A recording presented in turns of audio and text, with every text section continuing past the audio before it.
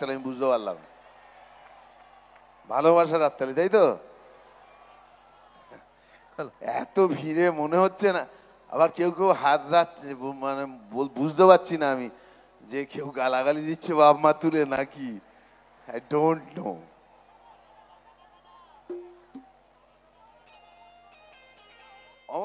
জলসার মঞ্চে উঠে হিরোগিরি আর মাইক হাতে নায়কোচিত চটুল ডায়লগ। অশোকনগরের তৃণমূল বিধায়ক তথা উত্তর ২৪ পরগনা জেলার সভাধিপতির এমন কাণ্ড এই মুহূর্তে সমাজ মাধ্যমে রীতিমতন ভাইরাল। আর এই ভাইরাল হওয়াটাই হয়তো কাল হলো বিধায়ক নারায়ণ গোস্বামীর ক্ষেত্রে। মঞ্চে উঠে হিরোগিরি দেখাতে গিয়ে এবার চূড়ান্ত বেকায়দায় পড়লেন তৃণমূলের এই জেলা সভাধিপতি, কারণ তার ওই আচরণ দল ভালো চোখে দেখছে না।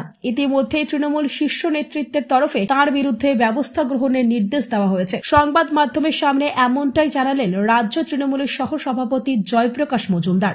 কয়েকদিন আগে অশোকনগরের বিধায়ক এবং উত্তর ২৪ পরগনার জেলা পরিষদের সভাধিপতি শ্রী নারায়ণ গোস্বামী একটি অনুষ্ঠানের মঞ্চ থেকে যে অসৌজন্যমূলক কথা এবং আচরণ করেছেন তা দল কোনোভাবে অনুমোদন করে না।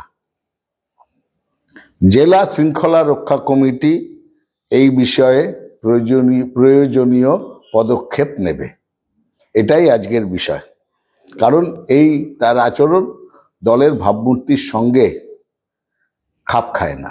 এখন দেখার বিষয় তৃণমূল কংগ্রেসের দলীয় শৃঙ্খলা রক্ষা কমিটির নারায়ণ গোস্বামীর মতন নেতার বিরুদ্ধে কোনো রকমের শাস্তিমূলক পদক্ষেপ গ্রহণ করে কিনা, নাকি শুধুমাত্র সতর্ক করে এ যাত্রা তাকে রেহাই দেওয়া হয়। ব্যুরো রিপোর্ট, আজ বাংলা।